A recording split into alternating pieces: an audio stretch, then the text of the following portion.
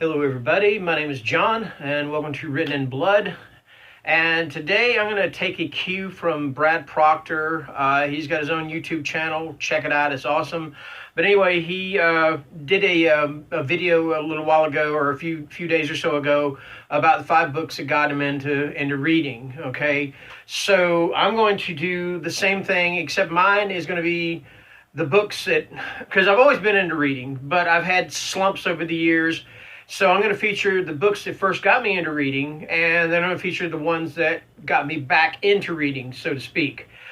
So let's go ahead and get underway. Now, I remember when I was a kid, I believe it was probably maybe my, I don't know, 5th or 6th Christmas. I was like 5 or 6 years old, and we used to exchange gifts. So everybody would draw a name, and they'd buy that person a gift, and then they draw a name and buy whoever they drew a gift. Well, of course, being a little kid, I of course got a lot of gifts and presents and stuff, and most stuff I got was toys. I mean, I was a kid. I love toys. What kid doesn't? Okay. So about my 5th or 6th Christmas, I opened up a book, or opened up my package, and it was flat. I had no idea what it was. And I tore it open, and it was a picture book, or I kind of guess a picture book with Dr. Dolittle. And I just looked at it, and I got all these toys, and I was so excited. I just said, "Oh, it's just a book," and I flung it across the room. So you think me getting into reading after that experience is not going to happen, but yeah, you'd be completely wrong, because I discovered reading, really the joy of reading in school, back in the like the 5th, 6th, 7th grade or whatever. And back then they had what was called the Scholastic Book Club. Okay. And so because I used to love to watch Shock Theater, which was all horror movies like Frankenstein, the Wolfman, all the Universal horror monsters, I wanted something scary. So they gave us a little catalog. I started looking through the catalog and everything. And one of the first things I see, and I actually got a copy of this on eBay about a year or so ago. But the first book that I found was called Ghosts, Ghouls, and Other Horrors. And this is by Bernard J. Herwood. And for a kid that was wanting to be scared, this is the perfect book, okay? Each story in it, the stories in it are no more than anywhere between 2 to 4 pages long. They're gory, they're scary, they're atmospheric. There's vampires, there's werewolves, there's haunted houses, there's ghosts, ghouls, and other horrors, as you can tell, okay? But yeah, this was the one that got me started reading, and also got me started with horror. So that being said, once again, I get the catalog for the Scholastic Book Service. And one of the books they had this time was Dracula. Now, of course, this is not the edition they had. In fact, the edition they had was a black cover with a guy who looked a lot like Ed McMahon from the Johnny Carson show, standing there in the black cave looking all regal, like Dracula, looking off into the distance. And before Dracula, I'd been reading like these short books, these, like this, and one's meant for young adults and things. So I get Dracula, and it's like this thick. It was 508 pages. It's a paperback. And at first I didn't understand it. So, I read it again, and I loved it. I mean, that's why I've got a leather-bound copy of Dracula on my shelf, and I've got this annotated because, yeah, I loved it. I mean, this was what, Ghosts, Ghouls, and Other Horrors got me into reading and got me into horror. This just pushed me even further, all right?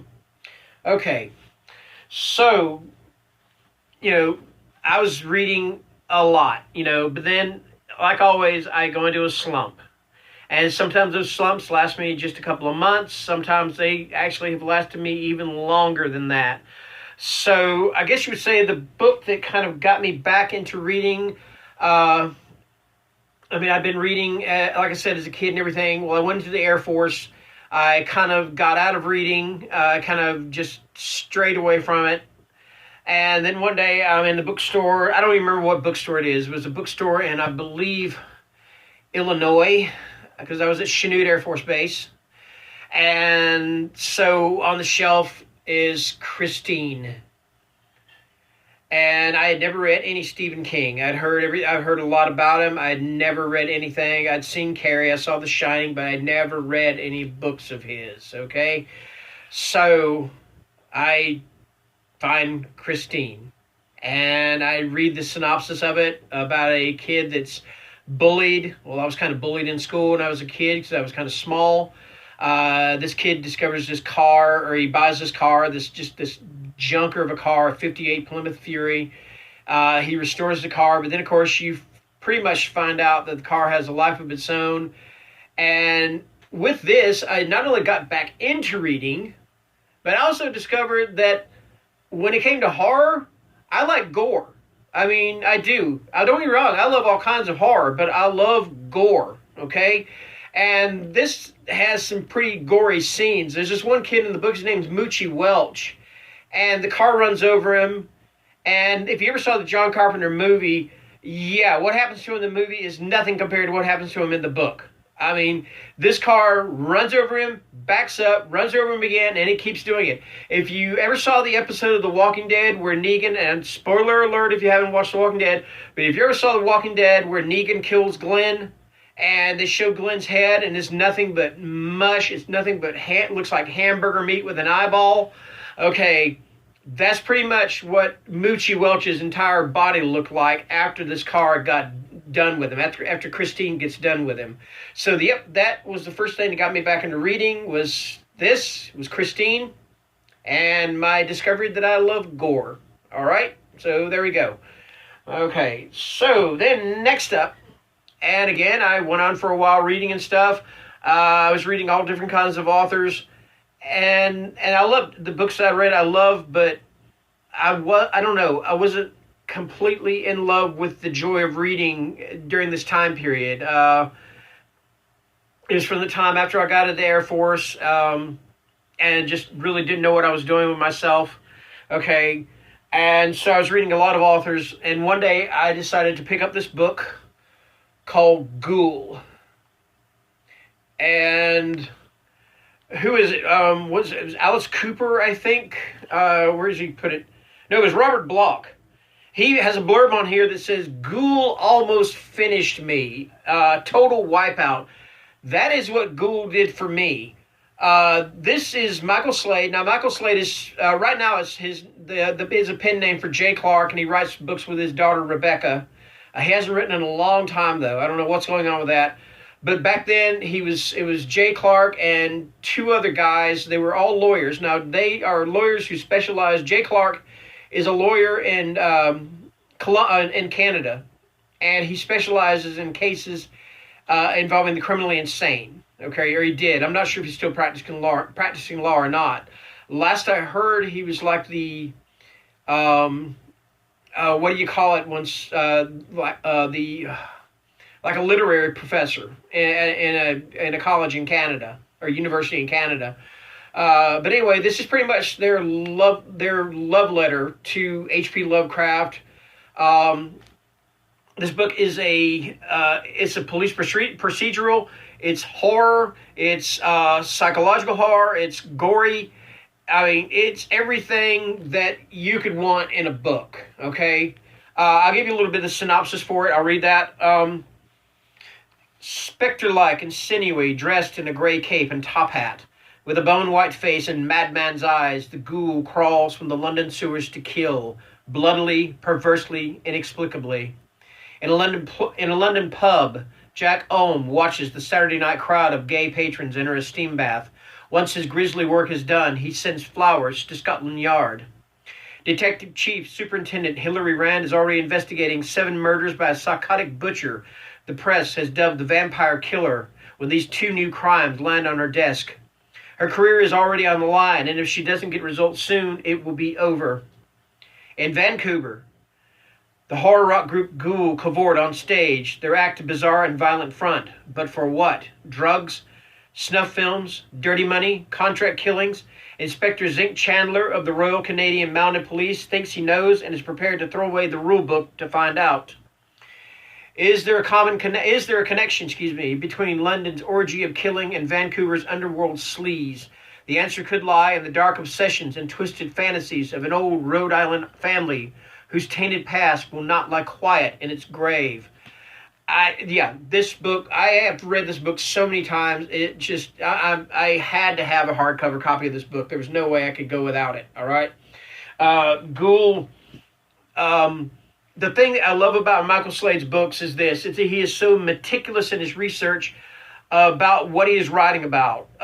If it involves, like, one of his books is Hangman, and he does a complete history of hangmen in the United States, but mainly Canada. He does kind of a history of the, like I said, his research is so meticulous. And there's two things I actually learned from reading Michael Slade. Now, there used to be a expression called the language of flowers. Well, I didn't realize that there is an actual language of flowers, and just depending on your intentions, like if you send flowers, you could send flowers to somebody that you love, and those flowers, wherever you send them, could just literally mean, I love you, okay? But you could also send flowers to someone, and it could be as a threat. It could be a way of saying, I declare war against you. But yes, there is a language of flowers. Now, the other thing I learned is that there are actually 3 different types of sweat, and each one has a kind of a distinctive smell. Like, there's a sweat of stress, like exercise, or sweat of exercise or work. That's got a smell to it. There's the sweat of fear. There's a vicious dog getting ready to attack you, and you're backed into a corner. So you're going to kind of sweat because you're going to be scared. But then there's also the sweat of insanity. When a person is truly insane, they give off a different smell. I think that's pretty fascinating. So yeah, that's Ghoul, and that got me back into reading again. Yeah, so like I said, I have slumps. Okay, so now last year, 2019, I have stated that I read 173 books. In 2018, I read 3. So you can't really say I was into reading in 2018, but at the beginning of January, I bought Stephen King's The Outsider, and this was the first book I read in 2019. And to read 172 more books after this, you can truly say that, yes, it got me back into reading. The Outsider is about this teacher who is accused of killing, and I mean brutally killing, this young boy of about 11 years old. But the thing is there is it's pretty much a book about a doppelganger. If you think of the story by Edgar Allan Poe, which is mentioned here, William Wilson, I believe it's called. It's kind of King's version of William Wilson, okay? And there's a character in here, Holly Gibney, that she's been in a few of his other books. I believe the Mr. Mercedes series, which is Mr. Mercedes, End of Watch, Finders Keepers. But yeah, I loved her character in this. Very smart, very resilient. But, at the same time, very, I'm not really sure how you describe Holly. But I fell in love with the character, and The Outsider is what got me back into reading, and so far I haven't let up. I pledged this year to read 100 books for the Goodreads Challenge. I believe this will be, when I finish the book I'm reading now, which is The Witch Cave, which is on my ebook, or my Kindle. It's part 3 of the Bell Witch series by, oh good Lord, I can't remember her name, and I'm so sorry for that. Oh goodness gracious, I cannot remember her name. But anyway, I'm loving the books, and so I think it'd be book number 7 for the year. So I still got a long ways to go. But anyway, like I said, these are the 5 books that got me into and back into reading. So that's it, and I thank you guys for watching. That's my cat Poe there behind me. He's usually in here up to no good of any sort, but yeah, he's my hangout buddy, and it's always good to have him in here. So, hey, dude. Yeah, that's me. Yeah, there you go. Look at the camera. All right. Anyway, until next time, have a great evening, and good night.